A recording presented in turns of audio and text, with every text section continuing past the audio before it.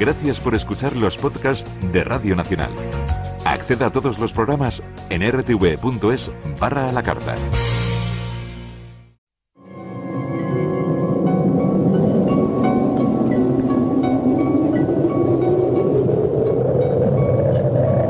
Solo cuando el túnel está en la más absoluta oscuridad es cuando puede volver otra vez la luz.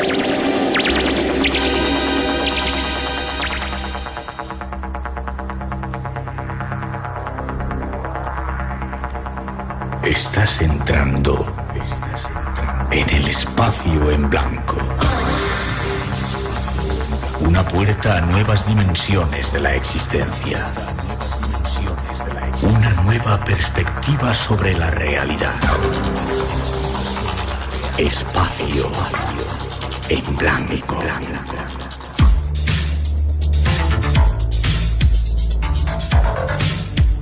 Una producción escrita y dirigida por Miguel Blanco.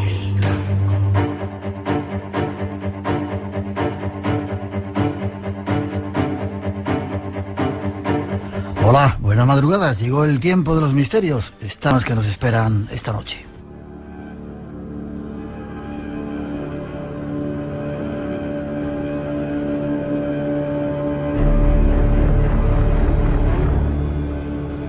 Nos vamos de viaje una vez más. Nuestro primer destino, algunos misterios ocultos de nuestra historia.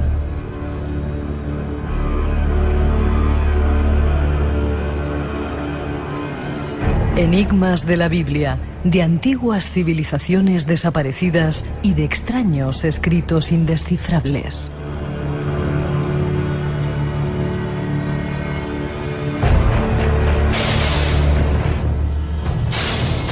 Un invitado especial, experto en la historia, nos ayudará en esta aventura. Habrá más.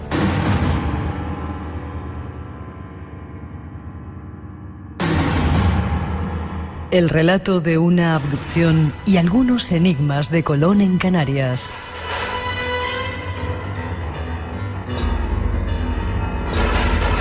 Esas son las intenciones de nuestra cita de hoy.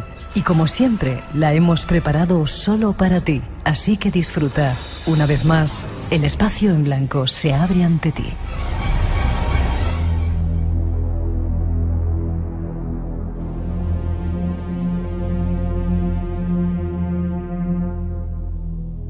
Ahí están nuestras intenciones esta noche. Muchos argumentos esperan hoy. Y para comenzar el primero nos vamos hasta León a saludar a nuestro primer invitado, Carlos Javier Taranilla de la Varga. Buenas noches, Carlos. Hola, buenas noches, mucho gusto. ¿Cómo estás? Pues bien, encantado de estar aquí con vosotros esta madrugada. Y yo de que estés con nosotros. Eres licenciado en Historia del Arte por la Universidad de Oviedo, compañero nuestro aquí en Radio 5. Colaboras con nosotros también, ¿verdad? Sí, en el programa Ellas Pueden, sí, colaboro algunos domingos. Vale. Y has escrito multitud de libros, entre otros Diccionario del Arte Universal, Breve Historia del Románico, Breve Historia de las reliquias leonesas y sus relicarios, y el último libro, el trabajo que has hecho, Grandes Enigmas y Misterios de la Historia, y creo que eres profesor de universidad o de instituto. Profesor de secundaria, sí, de enseñanza en secundaria, ya desde hace ya 30 años. Sí, ¿qué dicen tus alumnos de tener un personaje así que escribe estos libros y que trata o reescribe la historia? Bueno, para los alumnos pues están ya acostumbrados al profesor, entonces pues le consultan, le preguntan anécdotas, y para ellos pues bueno, ya es habitual. ¿Crees que hay que reescribir la historia con los nuevos hallazgos que se van haciendo y los nuevos estudios que se hacen, una nueva visión que tenemos acerca de la historia? Yo creo que sí, de hecho algo lo hemos intentado hacer en este trabajo, poner los últimos datos que van saliendo. Siempre la historia está viva, además es de cada día, y por supuesto que necesita reescribirla continuamente. Vale, pues esta noche con tu ayuda, si te parece, vamos a tratar de poner algunos puntos sobre las IES en algunos datos que no tenemos muy claros de esa historia antigua, que es uno de los temas favoritos de nuestros oyentes y que últimamente estamos tratando mucho, y me alegra que estés con nosotros. Ahí va la primera introducción, tras ella vamos de viaje a los misterios de la Biblia.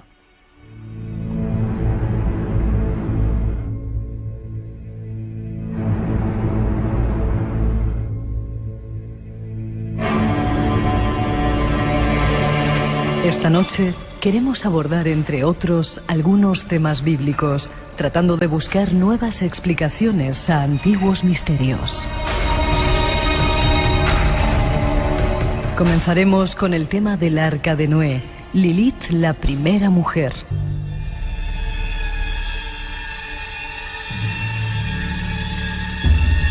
La alianza de Dios con los hombres y el misterio del diluvio. Empecemos arrojando algo de luz sobre estos misterios bíblicos. Ahí está, Carlos, esa primera introducción y quizá uno de los primeros misterios. ¿Existió realmente el diluvio universal? Bueno, el diluvio universal, aparte de los datos del Génesis, hay referencias por todo el continente, por todo el planeta, en el Mahabharata hindú, en Sudamérica también hay otra versión, los 4 dioses gemelos, Quetzalcóatl, Tezcatlipoca, en Australia, en África, en China, y la más parecida al relato bíblico, la babilónica, pero choca eso, que hay referencias por todas partes. Fue una catástrofe universal esto del diluvio. Sí, porque hay referencia en todas partes del mundo. Además de la zona esta de Mesopotamia, de Asia Menor, pues hay referencias en África, en China, en Sudamérica. Y desde luego investigaciones que se han hecho pues han constatado que al término de la primera glaciación de la Degún, de los deshielos, de cuando terminó el periodo glacial, pues hubo varias inundaciones, y quizá ahí esté la referencia para que pueda haber ese dato en todas partes del globo. ¿Y acabó con toda la humanidad o esos datos no se tienen? ¿Fue un castigo divino? Eso es la literatura, el castigo divino, eso es la literatura de todas las mitologías, ¿no? Sí es cierto que esas inundaciones, por ejemplo, hay datos que en el 7º milenio antes de Cristo se derritió un inmenso glaciar en el Atlántico Norte y provocó una subida del nivel del mar y produjo una entrada masiva de aguas al Mar Negro, etcétera, y hubo desplazamientos de población. Pero bueno, otro pues ya digamos que es literatura. ¿Y de qué fecha estamos hablando? ¿10.000 antes de Cristo? ¿12.000 años de antigüedad? Sí, aproximadamente. Cuando era la época del Mesolítico, la última glaciación comenzó en el 40.000 y entonces terminó pues más o menos hacia esa época, hacia el 10.000 antes de Cristo aproximadamente. Vale. Muy unido a ese relato bíblico está el Arca de Noé. Escuchábamos ahí un fragmento de Dios que hablaba haciendo un pacto con los hombres. ¿Hay algún dato que corrobore históricamente que ese arca existió? ¿Se habla del monte Ararat? Sí, desde luego todos los que están en su busca, los exploradores ya desde hace tiempo, ¿no? El primero se habla ya desde el año 330 después de Cristo, seguían precisamente porque en el Génesis los datos son muy pormenorizados. 300 codos de largo, 50 de ancho, y claro, se piensa que con esos datos tan pormenorizados tuvo que existir tal objeto. Y además el Génesis, por lo que me decías, afirma que en el día 27 del 7º mes, etcétera, el arca se asentó sobre los montes de Ararat, y ahí es donde la han estado buscando los exploradores. Hasta recientemente, los últimos datos que hay pues son del 2011, de hace pocos años. ¿Se ha encontrado algo? Creo que restos de madera, ¿no? Decían. Sí, se han encontrado trozos de madera, restos, y lo que ocurre es que, claro, es muy difícil hoy día con las técnicas de datación, incluso del carbono 14, porque el tiempo transcurrido pues ya no son fiables, ¿no? Y además aquí la picaresca se ha desenvuelto pues como pez en el agua, nunca mejor dicho, porque nada más que aparece algún resto lo que intentan es hacer negocio. Ha habido pues intenciones de montar un parque temático en Hong Kong, por ejemplo, y en otras ocasiones o con una compañía comercial pensaban seguir allá a vender souvenirs, objetos. En fin, el arca como tal no se ha encontrado, se han encontrado algunos restos y enseguida los especuladores pues ya echan las campanas al vuelo. Pero Carlos, un monte no es demasiado grande, aunque bueno, es un monte potente, ¿no? El Ararat, con todos los sistemas que tenemos ahora, ¿no? Que no se haya detectado, que no se haya encontrado, ¿qué pasa? Que está muy oculto, ahí está en el hielo, no sé, escondido. Sí, bueno, sí, se han encontrado hacia los 4.000, 4.800 metros de altitud, se han encontrado pues restos de algunas piezas que son de madera. Lo que no se puede certificar es que pertenezcan al arca, concretamente. Pero el resto sí. Ahora, desde luego, tal como confiaríamos encontrarla petrificada o congelada o estratificada en las laderas del monte o en la cumbre del monte Ararat, que fue donde encalló a casi 5.000 metros de altitud, pues no se ha dado con ella a pesar de los modernos. Pero se sigue en su búsqueda, se sigue.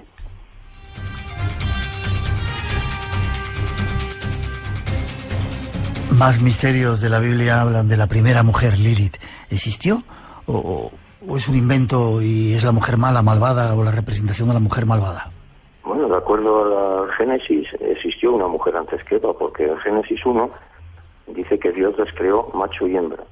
Y después de decirles crecer y multiplicaos, en Génesis 2 es cuando se da el episodio de Noé dormido, y a través de una costilla que le extrae Dios del cuerpo, pues crea la segunda mujer.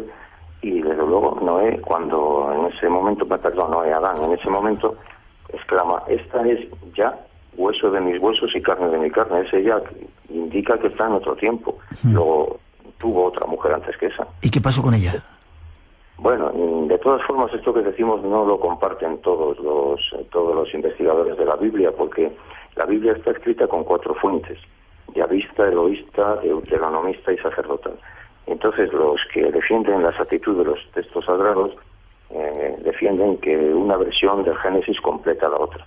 De todas formas, sobrevivir la tradición viene de unas versiones antiguas, de las rabínicas, de los judíos, y hablan de que esa mujer se rebeló contra Adán porque ejercía posiciones de dominio sobre ella. En concreto, cuando practicaban el coito, la obligaba a colocarse debajo, y ella decía que por qué tenía que yacer debajo de él si era su igual, estaba hecha del barro lo mismo que él. Y entonces pronunció el nombre de Dios, le crecieron alas y escapó y se fue a vivir con los demonios a la zona del Mar Rojo, según esa leyenda, y luego se entregó a la libertad sexual con las mujeres cananeas. Y entonces se la empezó a considerar pues como una mujer maldita, y únicamente en la Biblia la menciona el profeta Isaías, que dice: perros y gatos salvajes se reunirán allí y se juntarán con Lilith, etcétera. Y en la Vulgata, que es la versión de San Jerónimo de la Biblia en latín, la llama Lamia, y Lutero la llama Cobol. Y en otros casos se traduce el término hebreo Lilith por criatura nocturna, lechuza, y se la terminó asimilando pues con la maldad, con una bruja. Ya, pero quizá, bueno, la primera mujer que quería ser de igual a igual con los hombres, ¿no? De ahí quizá esa maldición que esa maldición, sí, por querer ser igual. Claro, ella alegaba que estaba formada lo mismo que Adán del barro, aunque algunas versiones dicen que no del polvo de la tierra, sino del de la inmundicia. Pero claro, en Génesis 2, Adán, cuando ve a la siguiente mujer, pues manifiesta, dice el adverbio temporal: esta es ya. Luego, si dice ya, es que se está ante una diferente, y ahí queda la duda.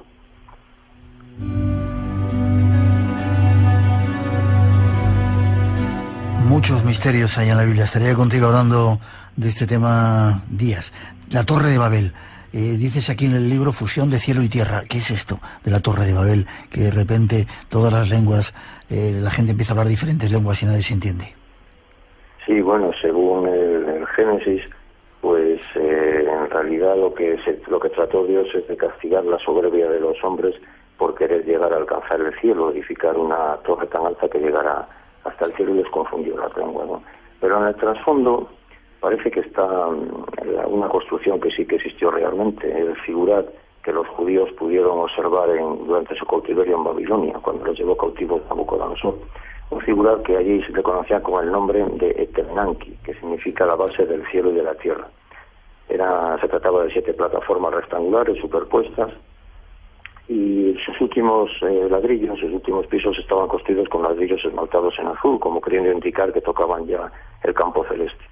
Y en realidad la pretensión era pues llegar a lo más cerca posible del cielo para estar lo más cerca posible de Dios e invocar así la protección de quien un cristiano llamaría el Altísimo. Hay testimonios como el de Heródoto, el padre de la historia, el historiador griego que visitó Babilonia, y habla de esa construcción. Y en el siglo pasado, un explorador norteamericano la identificó en una estructura semiderruida en la ciudad de Babilonia.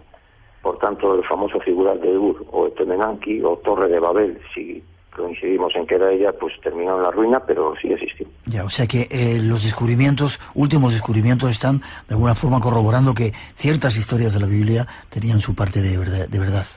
Sí, desde luego que sí. Desde luego vamos a decir que la literatura bíblica está basada en gran parte en hechos reales, solo que contados de otra manera. La Biblia fue oral y se transmitió de boca en boca pues hasta el siglo. Los primeros textos que se perdieron, luego aparecieron los manuscritos del Mar Muerto, pero no se puso por escrito hasta el siglo II-III después de Cristo.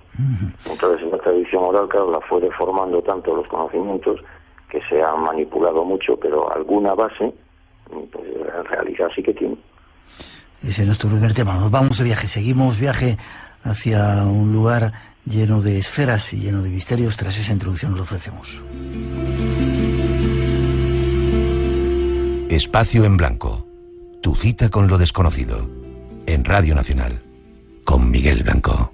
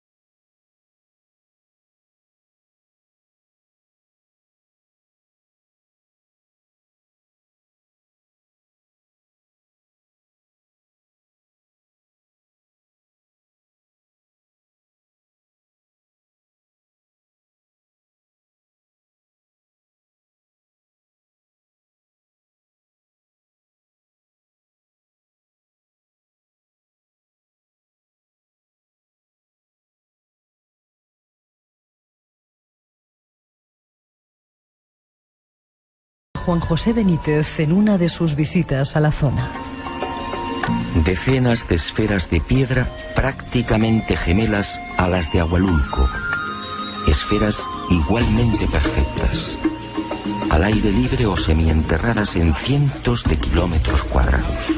Esferas de un pulido exquisito, casi imposible.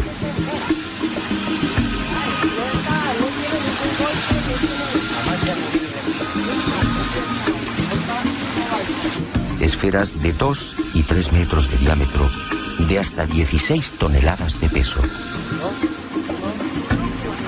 1,45 más 60 aproximadamente. Nadie conoce con exactitud su número. Se habla de cientos, más de 500 esferas de todos los tamaños. Desde el diámetro de una naranja hasta 3 metros.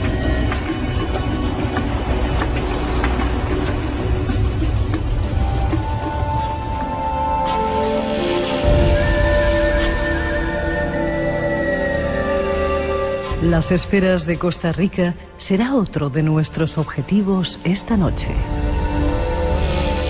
Y lo hemos elegido, Carlos, como ejemplo de este misterio, de si probablemente pudo existir otra civilización que dejó esa serie de restos. No sé si estás de acuerdo con lo que decía el antropólogo Ibarzab, de que era la prueba de que la Atlántida estuvo en ese lugar.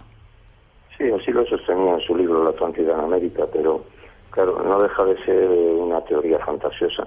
No obstante, de estos enigmas que están sin resolver, porque sorprende muchísimo cómo han podido, en principio, labrarlas con esa perfección exquisita. Ajá. Las esferas de Dikis, ¿no?, que van eso de 2,5 metros de diámetro hasta los 10 centímetros, con útiles tan rudimentarios, tan toscos como existían en aquellos tiempos. Estos pueblos no conocían ni el metal.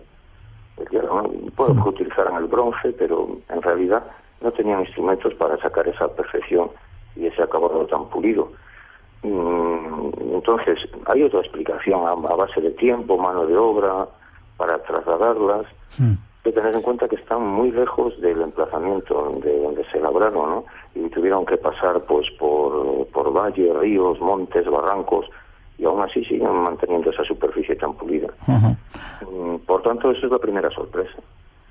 Sí, hay otras, los que hemos tenido la oportunidad o han tenido la oportunidad, yo también afortunadamente he tenido la oportunidad de verlas, hay unas que son sorprendentes en la isla del Caño, bastante retirado de la costa de Costa Rica, de ese delta del Dikis, de repente te encuentras unas cuantas piedras que dices, ¿cómo las han podido llevar allí? Ya, sí, desde luego es sorprendente, ¿no? Y lo que pasa es que se cometió otro error cuando estaba por allí la empresa estadounidense. La American Fruit Company. Sí. Sí, explorando el terreno, preparándolo para el negocio, pues claro, las movieron de su emplazamiento, porque las bolas estaban colocadas sobre bolas o esferas, colocadas sobre unos pedestales, y las terminaron removiendo, las cambiaron de lugar. Luego también para adorno las llevaron al Museo Nacional de San José, o a lugares públicos como plazas, parques, aeropuertos, y al moverlas de su primitivo lugar se perdió la posibilidad de analizar si estaban dispuestas, pues ofreciendo alguna pista sobre su origen y su finalidad, porque ¿qué objeto tenían esas bolas? Se piensa que podían ser mojones o delimitadores territoriales entre las diversas tribus, pero en fin, eso tampoco es suficiente explicación. Objetos de culto, calendarios astronómicos, mapas del firmamento, representando cuerpos celestes. Yo tuve la oportunidad de viajar con Vicente Casaña y en algunas que estaban ubicadas en su sitio original decían que podían ser esos mapas estelares, ¿no? Como si fuera un reflejo de los planetas, esas esferas aquí en la Tierra. Sí, también se afirma que pueden estar orientadas hacia las rutas marítimas, porque algunas están alineadas apuntando, por ejemplo, hacia Gibraltar, las antiguas columnas de Hércules. Otras apuntan a las pirámides de Egipto, el Clónes de Stonehenge, la isla de Pascua. Por eso esa teoría de que pueden ser producto de la mítica civilización de la Atlántida. Lo que pasa es que, claro, la Atlántida es un continente legendario. Desapareció hacia 9600 y en aquella época pues todavía no podía existir esa técnica tan precisa, ¿no? Es decir, fantasía. Es decir, que puede ser la prueba de que existieron otras civilizaciones altamente tecnológicas que dejaron algunos restos, como pudo ser esto de las esferas. Yo pienso que más bien debió de tratarse de una paciencia benedictina, que decimos aquí en Occidente, pero de todas maneras siguen asombrando, ¿no? Porque por mucho cuidado que se pusieran por las explicaciones que hemos dado, que las han tenido que trasladar, y que sigan como esa perfección absoluta, yo hoy por hoy pues no podría dar una explicación, diría que están los enigmas sin resolver. Podemos pensar pues en extraterrestres, en Atlántida o en cualquier otro camino, pero físicamente ahí están, y hoy por hoy yo no me atrevo a dar una respuesta. Pues te asombra la perfección. Hay misterios que de hoy por hoy no hemos llegado a alcanzar su conocimiento. Necesitamos todavía más datos para dar explicaciones. Estás en el Espacio en Blanco, seguimos viaje junto a nuestro primer invitado de esta noche, Carlos Javier Taranilla, descubriendo algunas de las historias que nos ha ocultado precisamente la historia. Tras esa introducción seguimos de viaje. Esta noche, en Espacio en Blanco. De una forma casual, leyendo un libro sobre ovnis y eso, dije, caramba, si esto lo he visto yo. Y ahí empezaron a venir de una serie de clases cortos, y aquello se prolongó por varios años. Y fue recordando toda la historia, y yo fui quien ensambló aquellas clases y formó la historia. Eso es mío, el orden cronológico es mío.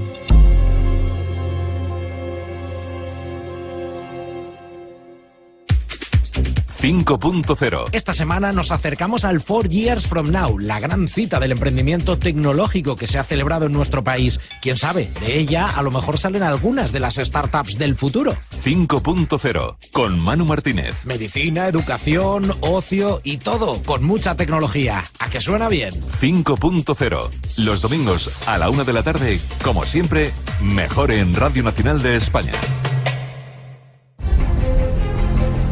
Antiguos monumentos megalíticos tallados con una precisión inaudita. Hay quien sugiere que usaban electricidad y herramientas eléctricas. Esculturas misteriosas que representan seres de todos los rincones del mundo y más allá. Aparecen todas las razas juntas, incluso los alienígenas grises. Y leyendas de gigantes de otros mundos que levantan civilizaciones en una sola noche. Si algún lugar es la prueba de la presencia de alienígenas en la antigüedad, es Puma Punku. ¿Son las ruinas de Puma Punku el resultado de una ingenuidad casi inverosímil del hombre primitivo? ¿O son obra de unos poderes supremos? Puma Punku es el único lugar del planeta Tierra que, en mi opinión, fue construido.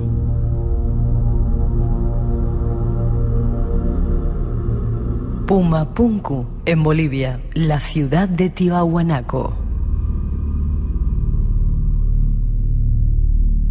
Es otro de los misterios que esta noche deseamos alumbrar. nos ayuda nuestro invitado.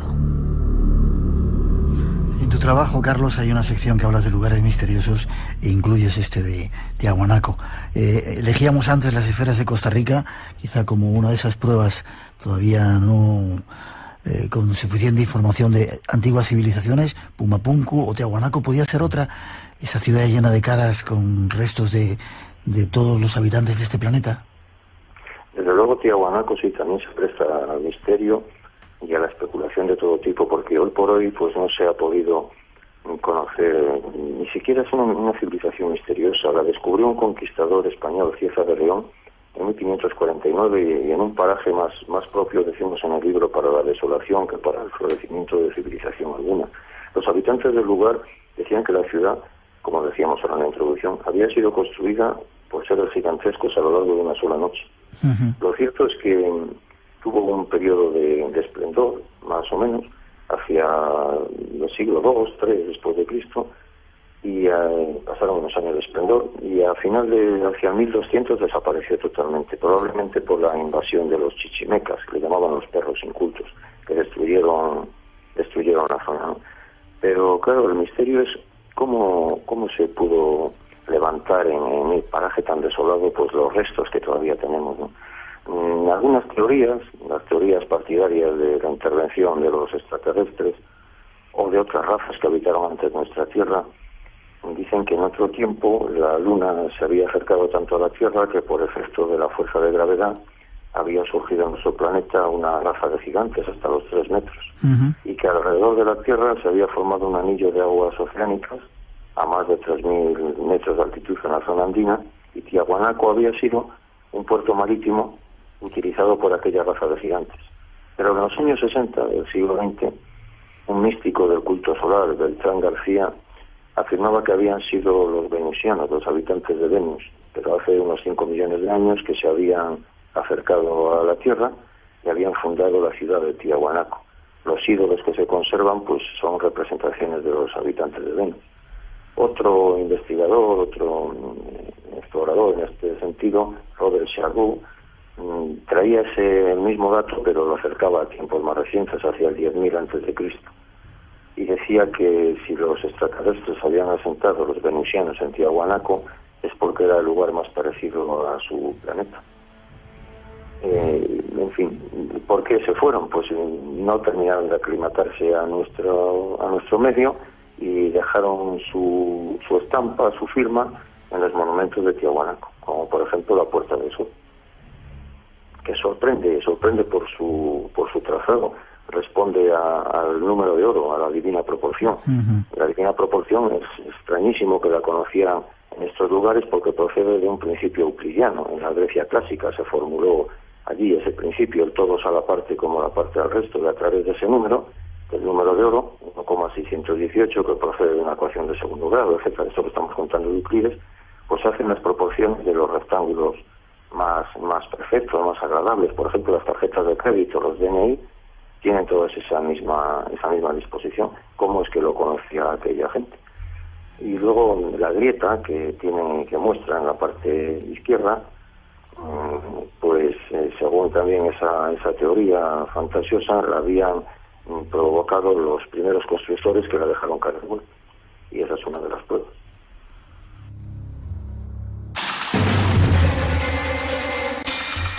¿Qué opina un historiador como tú de estas cosas que me estás contando? ¿Hay posibilidades o hay alguna prueba de que hayamos sido visitados por otras inteligencias de otros mundos y que hayan dejado construcciones como puede ser Tiahuanaco? Bueno, yo en realidad, desde el punto de vista de la historia, como tú me preguntas, ahí hay que ser escéptico. Es llama mucho la atención, puede tener partes misteriosas, pero de ahí a creer que lo han hecho otra gente de otro planeta, pues desde el punto de vista histórico no se puede decir eso. Ya, pero no queda un poco para el esoterismo, vale, pero no para la historia. Vale, pero no hay ninguna prueba de quién ha podido ser la cultura que ha hecho esa impresionante construcción. Bueno, esa cultura está estudiado históricamente, hubo 3 fases. Una fase inicial desde el año 1000 hasta el 133 después de Cristo, una segunda, una tercera y una cuarta que terminó con la invasión. Luego ahí sí habitó una civilización que alcanzó pues una perfección, ¿no? Si no hubiera podido, porque no solo el resto de la Puerta del Sol, está orientada, porque en los equinoccios el sol entra siempre por el centro de la puerta, que tiene ese nombre. Pero claro, estaríamos en el mismo caso que cuando hablamos, pues por ejemplo, de otras civilizaciones. No dejan de maravillar, por la más clásica, las pirámides de Egipto, no dejan de maravillar, a pesar de que haya explicaciones de cómo las pudieran llevar a cabo, la perfección que tienen todas ellas, la organización, la estructura, y como es a todos los pueblos antiguos, pues tienen nos asombra, ¿no? Pero bueno, dice un arqueólogo boliviano, Carlos Ponce, que 20 hombres, calculó, y más o menos es real, tirando con cuerdas pueden arrastrar 1 tonelada. Entonces, a fuerza de cadenas humanas se pueden arrastrar piedras desde lugares lejanos, a fuerza de esfuerzo. No sé, pues me acuerdo ahora de los menires de Karnak, del Cronos de Stonehenge. Eso es todavía más difícil de colocar, y se colocaron. Fuerza, esfuerzo y a base de años y de tiempo.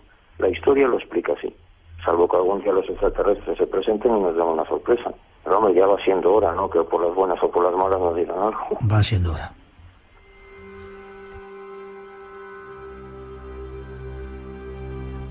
Dime otra cosa. Damos un pasito, nos vamos un poquito más hacia México, Teotihuacán. Hay otro lugar ahí también, que de repente hay una ciudad que aparece aparentemente de la nada y que luego es invadida por otra serie de pueblos. Todo esto podía ser, y no sé si lo aceptas como historiador, la prueba de que ha habido otras civilizaciones altamente desarrolladas de las cuales no tenemos ningún dato todavía histórico o ninguna prueba fiable, y que a lo mejor desaparecieron con ese diluvio del que hablábamos al principio.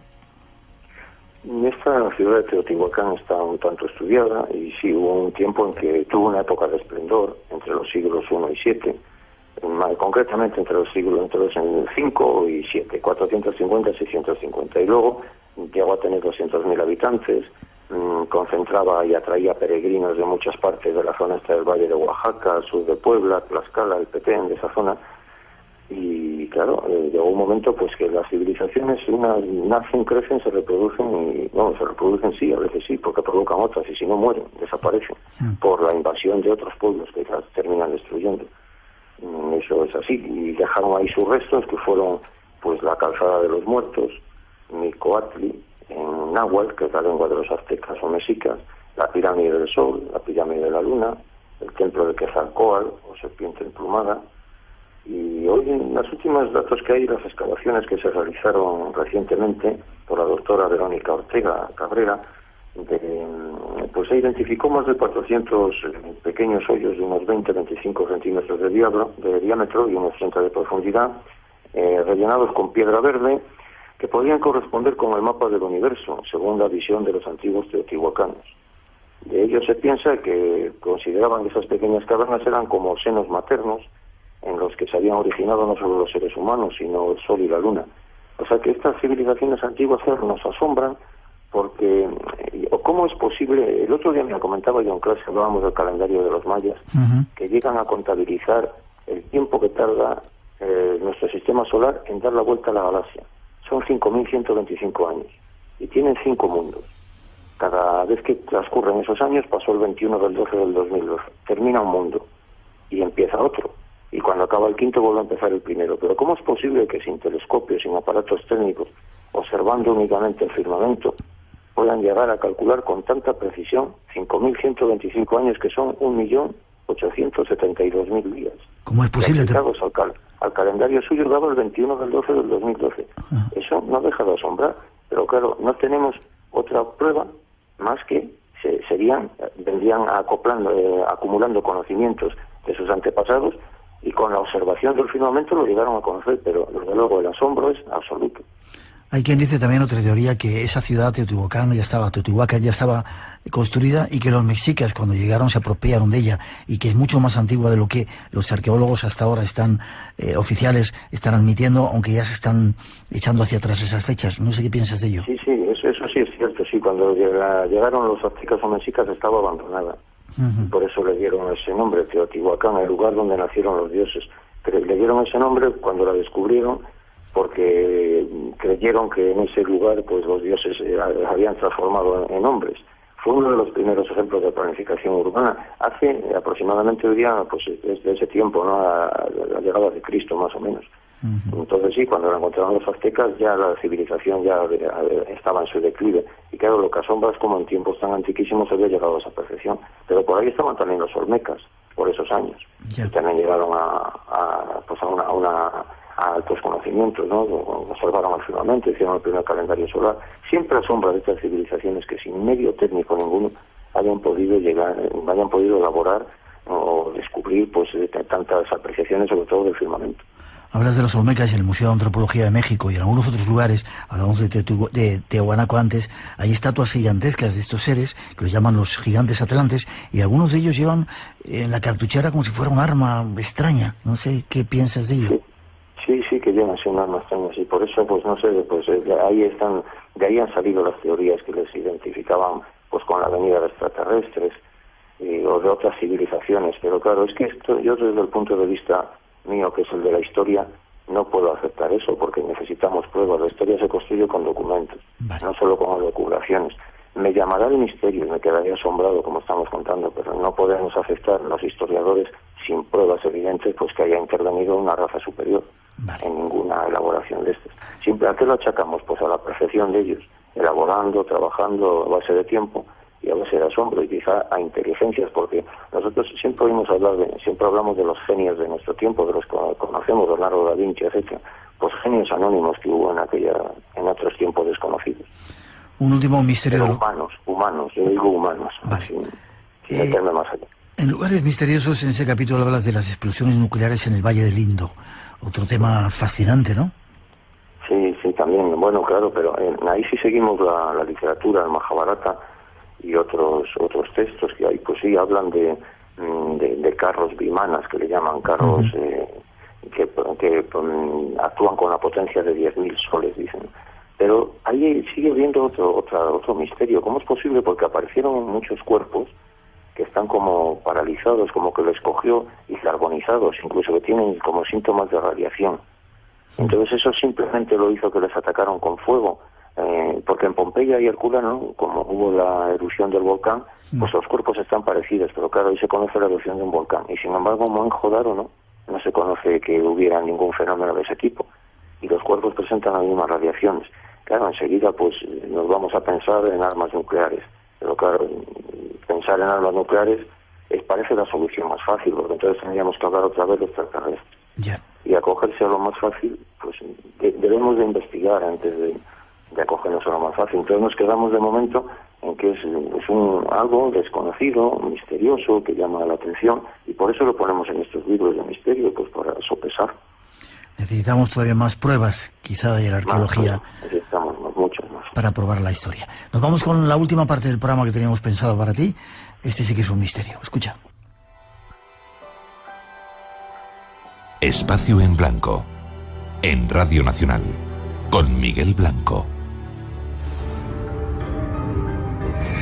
Durante siglos, este texto se ha resistido a revelar sus secretos. El manuscrito Voynich.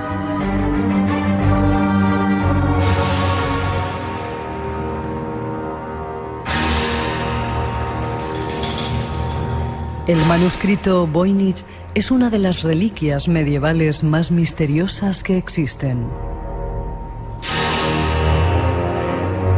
Es un libro ilustrado de hace unos 600 años y su originalidad radica en que no se puede leer.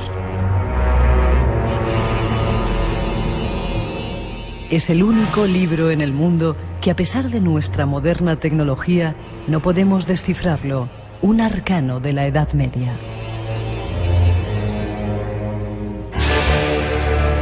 Es el jeroglífico más estudiado del siglo XX y XXI. En la actualidad, el libro tiene unas 246 páginas de pergamino manuscritas de 15 por 27 centímetros y 5 centímetros de grosor. Fue escrito con pluma de ave y tinta de colores para las ilustraciones. Si se observa el texto al microscopio, se ve que esta enorme cantidad de páginas se ejecutó sin ninguna corrección, sin el mínimo error, al tirón. La ejecución del manuscrito es una hazaña casi inhumana. Tiene un total de 37.919 palabras, contiene 8.114 palabras diferentes y alrededor de 170.000 letras o glifos. Todo el manuscrito está escrito con tan solo unas 25 letras diferentes. Las numerosas ilustraciones permiten adivinar su posible organización en diversas secciones: farmacia, botánica, biología, astrología, cosmología y texto. Todavía hoy nadie ha logrado determinar lo que es. Algunos sospechan que puede ser un texto cifrado por algún científico del siglo XV, y otros advierten que puede ser un conjunto de textos y dibujos sin sentido alguno. Tratemos de conocer algo más sobre este extraño libro. Hasta ahora, Carlos, hemos estado hablando de monumentos o de leyendas. Este es un caso extrañísimo de un libro, el manuscrito Voynich. No sé si está cierta la información que hemos dado, escrito de un tirón, con 246 páginas de pergamino. No se sabe quién lo escribió. ¿Cuándo se encontró? Se encontró en 1912, bueno, se había encontrado antes, pero a partir de ese año, pues vamos a decir que se dio a conocer, se popularizó cuando un anticuario, un coleccionista lituano con ese mismo nombre, Ludwig Voynich, lo adquirió en el colegio jesuita de Mondragón, cerca de Roma, en ese año. Pero su primer propietario había sido el emperador Rodolfo de Bohemia en el siglo XVI, que era muy aficionado a los libros y objetos raros. Entonces ya contrató, buscó expertos que lo descifraran y ninguno le consiguió dar ninguna salida, aunque algunos piensan que no dejaba de ser una obra falsificada con objeto de timarle al emperador Rodolfo, ¿no?, que era muy aficionado a esto, y al final le dieron por demente y lo perdió el manuscrito. No obstante, en las pruebas modernas que se han hecho, pues sí, llama muchísimo al asombro. A través del carbono 14, en pruebas concluidas en 2011, o sea que hablamos de datos recientes, a cargo del Departamento de Física de la Universidad de Arizona, establecen que el pergamino en el que está escrito fue fabricado pues a principios del siglo XV. Y de esa época más o menos es también la tinta con la que se coloreó en las ilustraciones.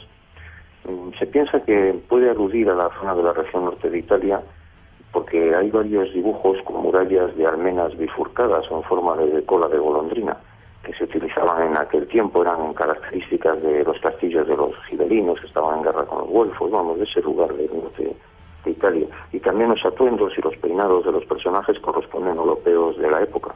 Pero un botánico norteamericano, analizando las ilustraciones, esto hablamos de 2014, o sea que de hace 3 años escasos, pensaba que podíamos estar en una obra mesoamericana, al tenor de las plantas, que son en las ilustraciones son similares a códices mexicanos del siglo XVI.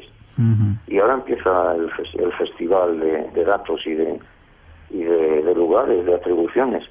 Por otra parte, parece que el texto, aunque es desconocido, tal como hemos dado la información ahora, que son 8.114 palabras, expresiones diferentes, unos 25 signos, pero parece que sigue la ley de Zipf.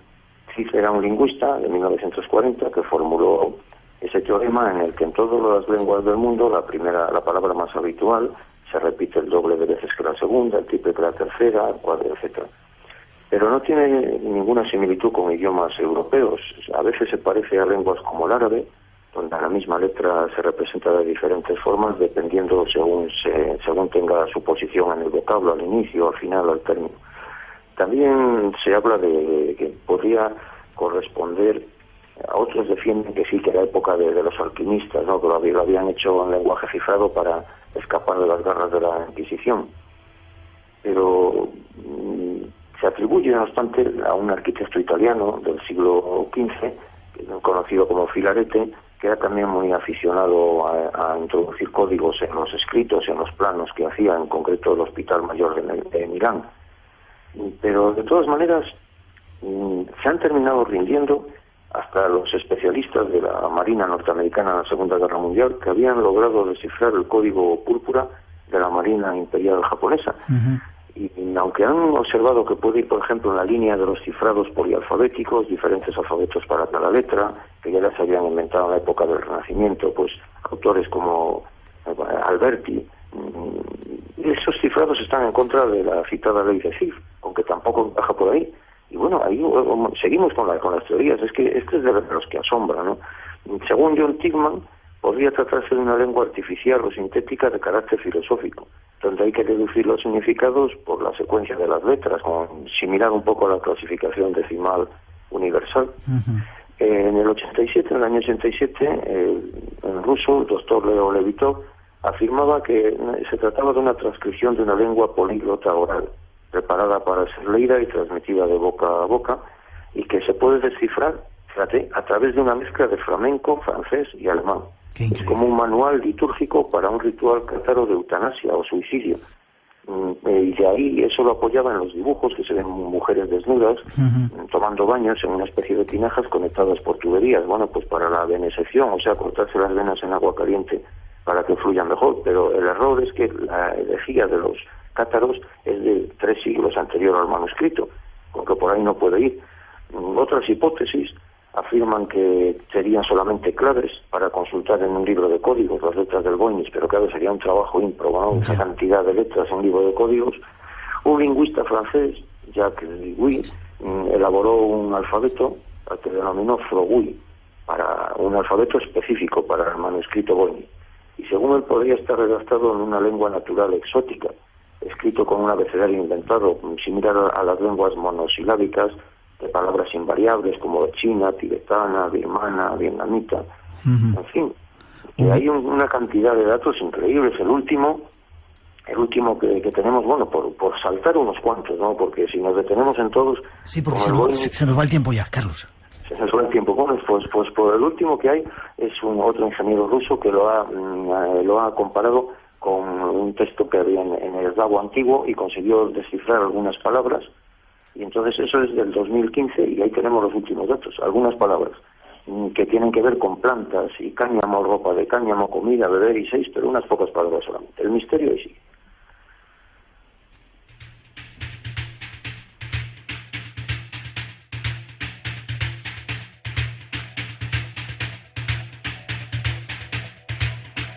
Misterios, muchos hay en nuestro planeta. Y si queréis saber más, grandes enigmas y misterios de la historia. En 10 segundos, ¿cuál sería el mayor misterio para ti o enigma, Carlos? Pues ese que acabamos de decir, el manuscrito Voynich. El manuscrito Voynich. Vamos a seguir en la pista. Te agradezco mucho que hayas estado con nosotros. Forma de contacto, si la gente quiere saber algo más de este trabajo tuyo, de este libro, ¿dónde puede conseguirlo? ¿Tener más información? El libro es de la editorial Almuzara y tiene el prólogo de José María Merino de la Real Academia. Aprovecho para darle las gracias. Conseguir el libro pues está ya en todas las librerías y también, por ejemplo, en cadenas como Amazon. Te agradezco mucho que hayas estado aquí. Supongo que tus alumnos deben estar muy contentos de tener un profesor como tú. Muchas gracias, Miguel. Yo también te agradezco que te hayas fijado en mi trabajo. Lo merece. Te doy un abrazo fuerte y espero verte algún día por ahí, por esa tierra, por León. Igualmente, aquí te estamos esperando cuando quieras. Gracias, hasta pronto.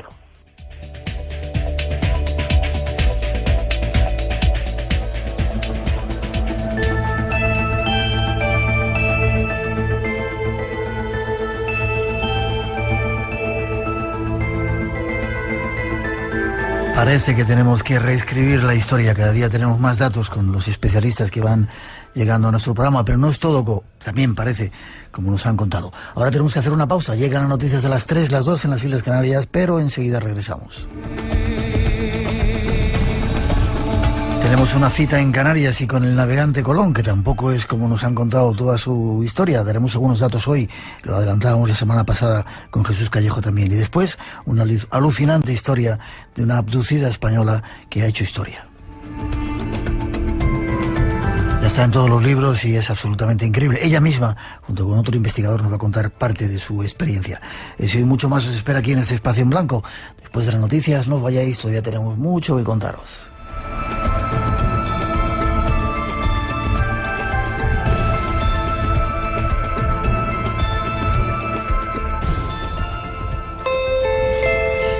Caía lenta la tarde de este jueves de San... Novena edición del concurso de relatos escritos por personas mayores. Gabán raído, pantalón de pana. ¿Tienes 60 o más de 60 años y te gusta escribir? En el rellano de la última Un año más, planta. Fundación Bancaria La Caixa y el programa Juntos Paso a Paso de Radio Nacional de España convocan el concurso de relatos para personas mayores. El ascensor nos deja en el último piso. Consulta las bases en rtv.es y envíanos tus relatos hasta el 16 de mayo. Lo nuestro no es un paseo. Convertiremos la obra ganadora en relato sonoro y será emitida en Radio Nacional de España. Caminar lento y echarla a reposar.